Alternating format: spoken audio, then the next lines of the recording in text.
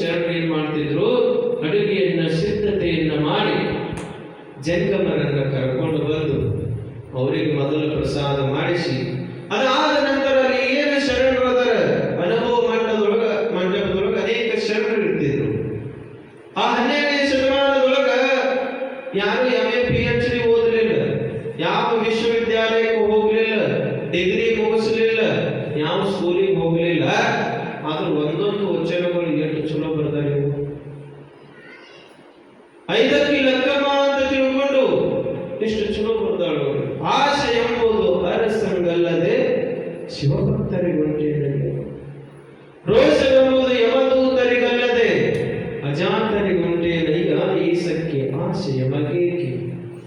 ಎಷ್ಟು ಚಲೋ ವಚನಗಳು ಬರ್ಕೊಂಡು ಬಂದಾಗ ಆ ಎಲ್ಲ ಒಂದೊಂದು ವಚನ 12ನೇ ಶತಮಾನದೊಳಗೆ ಯಾರು ಈಗ ಹೋಗಿ ಕಲಿಲಿಲ್ಲಂದ್ರೂ ಕೂಡ ಒಂದೊಂದು ವಚನವನ್ನು ಕೂಡ ಈಗಿನ ಕಾಲದೊಳಗೆ ನಾವು MA PhD ಮುಗಿಸ್ಬೇಕಂದ್ರೆ ಒಂದೇ ವಚನ, ಅವ್ರು ಒಂದೇ